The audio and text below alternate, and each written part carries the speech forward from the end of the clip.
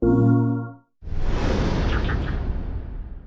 right, guys, we've been really naughty, and with Rob's ninja skills, we've managed to steal a DualShock 4, and we have retreated to what has been basically the Access Batcave, where we're going to give you guys a much closer look at the DualShock 4. It's obviously a key part of the PlayStation 4, and you guys have so many questions about it, and we're hoping to answer some of those. So let's start with, once you've sort of calmed down a little bit, with what is obviously from the DualShock 3 has been brought over and improved. So we've got triggers. Let's start with the triggers. One question you guys have all the time is about the triggers, because these are one really obvious update to the DualShock 4. So you've been playing with it, you've been playing Drive Club and Killzone. So tell us about the triggers and the way they've changed and what it was like using them as well. Well, the first obvious change is they're a completely different shape to the DualShock 3's triggers. They're narrower, they're longer, and they're curved outwards, which is, making them like a trigger. They're kind of ergonomically designed to fit your finger. My finger fits in there really snugly. It's really so sensitive and responsive as well. Because of the length of them, you've got a really good range of how hard you can press it in. And when it comes to accelerating, the tiniest little touch of accelerate and you will start accelerating very slowly. And then you can really feel, you've got a huge range of movement there. And that really works well on the braking as well.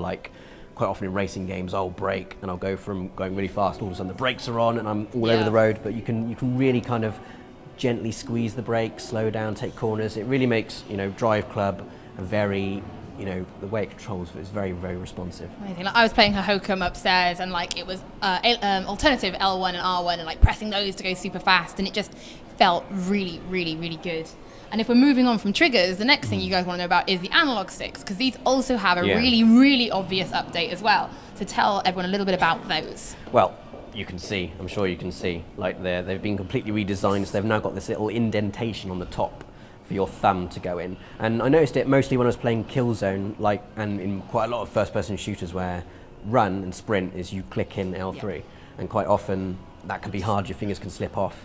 This little indentation here just completely stops that from happening. You've got a groove that your thumb just kind of fits in perfectly.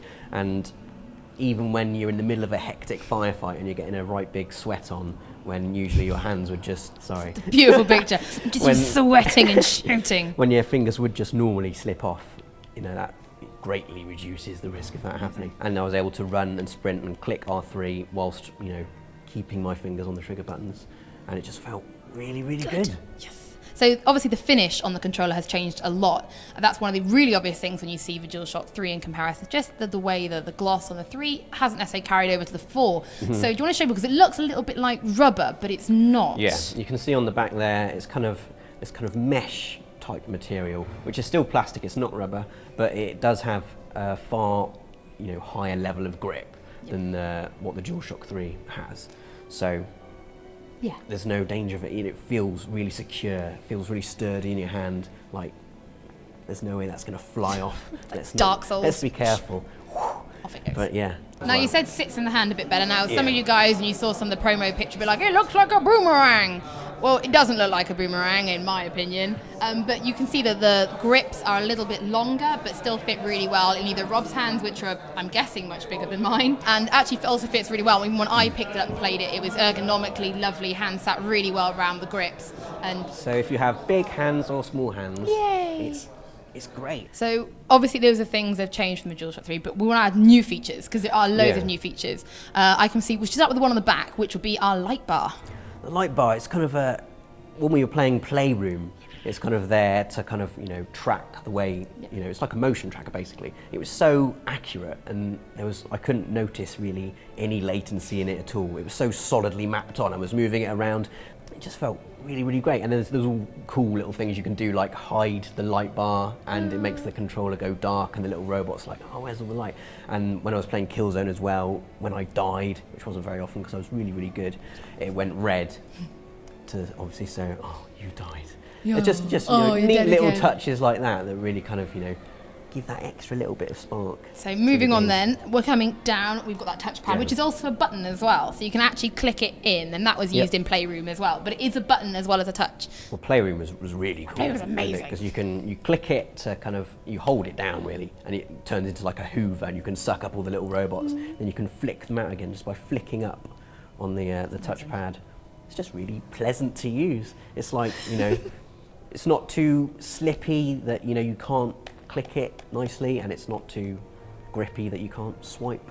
It's pleasing to swipe and it's pleasing to click. And the placement of the touchpad as well, you know, I know some people were concerned that, oh, am I accidentally going to touch it when I'm, you know, got my fingers on the sticks and the face buttons? No, you're not. You say you're pressing X here, it's within easy thumb's reach, you know, X, instantly onto it. You've got your fingers on the thumbsticks there, on the triggers, that thumb can easily come over your finger to click. It's kind of, you're not accidentally going to touch it, basically. You are not going to accidentally touch it. And it's really easy to get to if you want to touch it, which is great. The motion functions as well to even drive. You were trying that in Drive Club. You were steering with a controller.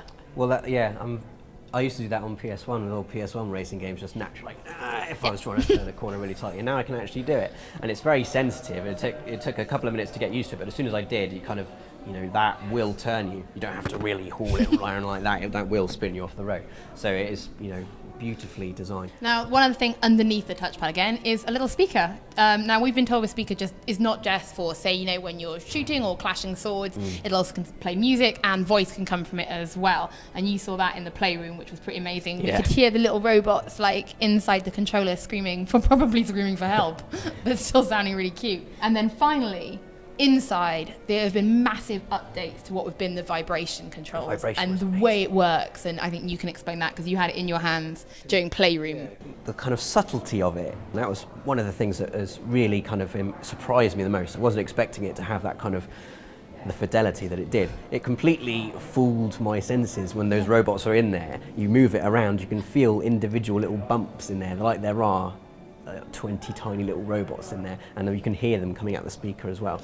And we also saw a demo where there was champagne inside it, and you tilt it and you can feel the simulation of liquid inside. It feels like you've actually got liquid inside it, and obviously the speaker makes the gurgling sound of the liquid. So, amazing. You know, I'm going to use the phrase sensory experience, which is a horrible phrase, but it really, you know, really does kind of give you a whole new way of interacting with the game world, which is amazing. I thought it was fantastic. Sum up then in just a few words, DualShock 4 for everyone at home, like your experience so far with DualShock 4.